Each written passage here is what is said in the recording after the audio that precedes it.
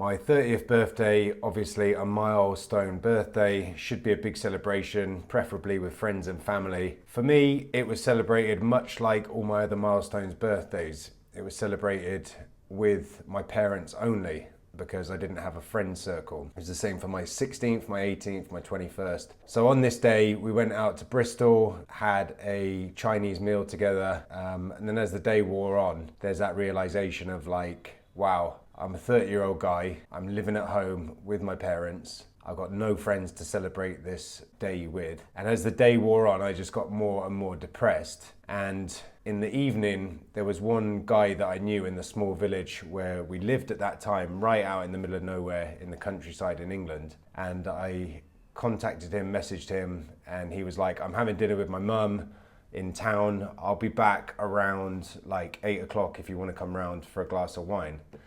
So I went round there, and it was like very much a feeling of me kind of imposing myself on him. He didn't necessarily want me around too much. It wasn't like over the moon about it being my 30th birthday or anything.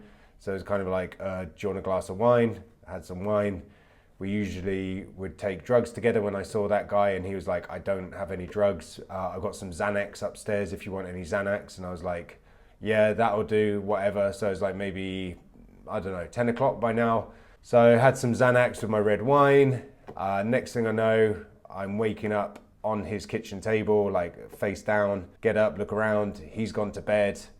And yeah, it's like my 30th birthday, and I basically just passed out at somebody's kitchen table from drinking red wine and Xanax. And I was just like, what an absolute shit show. My life really, really sucks. So that's kind of indicative of the depressing hole that I lived in right up until about 32. And I'm going to tell you in this video like how I changed things around, how I actually managed to start getting some traction and changing my life. And this isn't going to be like some glitzy self-help personal development video. It's just a story about what I did, because I knew that I really had to change things up because I couldn't keep living like that. So I just finished doing a master's degree. I'd spent all my money that I'd saved up in China to come back to Bath University to do a master's degree. I'd finished that. I was living at home with my parents, and I couldn't find a job after graduation. I ended up on the dole, which is like welfare. So I was getting a check from the government to live. I was getting super depressed, and I realized I just like had to find a way out of this. So the first thing that I did is I then started to look to get back to China. So this is something that I would recommend. If you're stuck in England or the US or wherever you're watching this, and your situation just really isn't changing or improving, I would definitely consider just changing the whole thing up, changing your environment, going somewhere new, somewhere fresh, just trying out somewhere new where there might be more opportunities. And I knew generally that there were more opportunities for work in China than in the UK. And what I came across after lots of searching was an internship that was actually for fresh graduates, and I was 31 at this time. And I applied for it. It paid 6,000 RMB, which was £600 at that time for a month. So you're talking like 150 quid a week. It was just enough to rent a shitty apartment in Beijing. The rent in Beijing is pretty high. So what happened is I relocated there, and I'm not going to tell you it was easy at all. It was one of the toughest periods of my life. Turned up in Beijing, had this internship. The internship turned out to be absolutely rubbish. I ended up renting a room for about £30 a week. And shortly after getting into this room, I started getting bites all over my body, and I thought it was mosquitoes. And then I checked the bed, and it was just like ridden with bed bugs. So I had to chuck all the furniture out of this terrible little room. I was sleeping on the floor of this room. There was no curtains because I'd stripped everything out. I was sleeping on an inflatable mattress that I'd bought for like a tenner. And I had to have a ring of bug powder dust around me to keep them, because the bugs were still in the wall. You can't get rid of them even though the room was fumigated by the landlord. And they would come at night and get onto your body and bite you. The guy that was renting the room to me was living in the house. He was a young bloke who was trying to flip some properties and stuff, and he was drinking because some of his deals had gone south, and he would be charging around the apartment at 2, 3 in the morning, puking up in the toilet next to me. It was like crazy, man, you know, like this absolute hovel, almost uninhabitable hovel in Beijing, £30 a week, lying on on the floor on an inflatable mattress. And I just looked at this situation, I was like, what the hell have you come to, man? This is like rock bottom.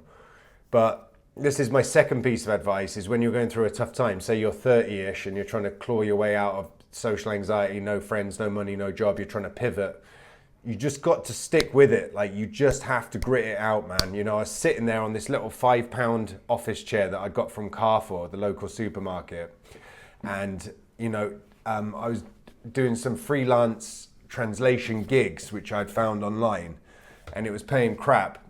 But you just had, because I'd quit the internship at this point because it was awful. There was nothing there for me to do. So I just gritted it out with the belief that something had to change. Sooner or later, your luck will change. And I just gritted it out, and that's when I got a break. And there was a big project came up with this group of translators to translate the memoirs of the chairman of the China Development Bank. And I had most time on my hands, and I was like, I can do the donkeys, the lion's share of this work, and be the kind of like workhorse of the project. And that's another piece of advice, is that if you do get an opportunity, just absolutely gobble it up, grasp it with both hands and really maximize it. So when this opportunity came up, they were like, we need someone to do, the lion's share of the translation. I was like, me, I'll do it. And I just worked so hard on doing a really good job of it. And they were like, whoa, this is awesome. This guy can like carry the project now. And it started to pay quite lucratively. I managed to put like about 10 grand in the bank from that couple of months project, or a few months it was that we were working. I was working tons of hours, literally sat on this like £5 tin office chair from the supermarket, translating like 12 hours a day, like wrecking my back and everything, my posture and all that. But I had this opportunity and I just started to stack some cash, and I was like, right, things are getting better.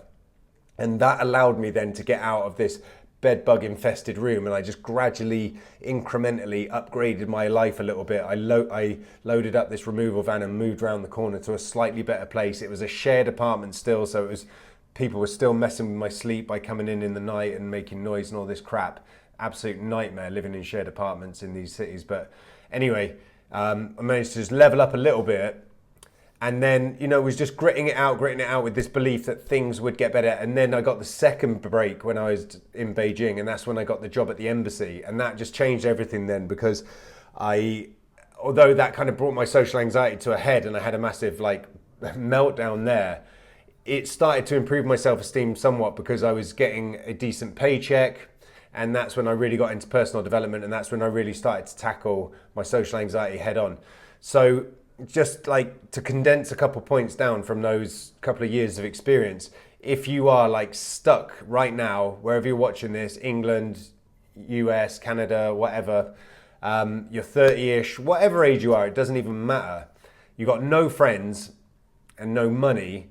So the first thing I would say is like, consider changing up your environment, right? Just go for a fresh change, fresh slate, just mix things up, try that. You've also just got to be like extremely tenacious and just have the belief. If you keep pounding, keep knocking on doors, one of them is going to open. You just got to have that belief of just keep giving it your best and not giving up. And I remember seeing a cartoon where it was a guy who was digging for diamonds and he'd stopped like an inch away, and that image stuck in my head of just like, you don't want to give up when you might actually be really close and you don't realize it. So that was how I kind of like started to turn things around. Then I got, like one break with the translation project, and then months later I got another break with the job at the embassy. And still I was friendless at this point. So the piece of the puzzle about making friends is, if you do get yourself into a job, that does open up certain networks of co-workers who you can convert into friends. But also what I started to do there is, when I started to overcome social anxiety and really tackle it head on, I started to join groups. So I started to join Toastmasters, and they weren't amazing friends, but I remember going for hot pot with this girl on the weekend, and I was like, wow, just any social contact, just to keep yourself sane, just to get yourself out of the apartment. They don't have to be your best friends to begin with. It's just like someone to go and walk in the park with, or just like go and have hot pot with. And I remember I would also like advertise for language exchange partners and stuff as well in Beijing. And I remember actually meeting a girl at a park and going to the fair. And these weren't like rip-roaring bosom buddy friendships to begin with.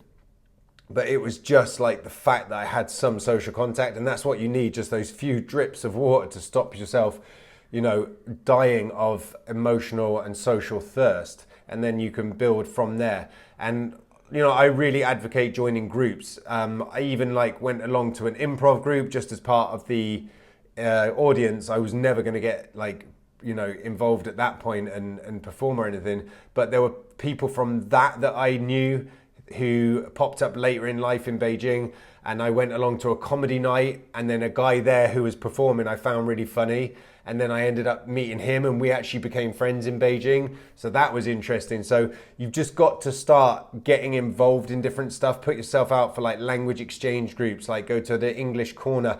And they could be very, very nerdy things that don't necessarily have a social aspect at first, because that really lowers the bar in terms of socializing. You can go to Toastmasters, which is kind of corporate-y personal development. Often stuff I found very useful that was the atmosphere was all about sort of personal development. It's a very safe space to sort of just be I'm here and I want to work on myself. And so it could be any of those kind of groups, rather than going to a club or something that's overtly cool or meant to be social.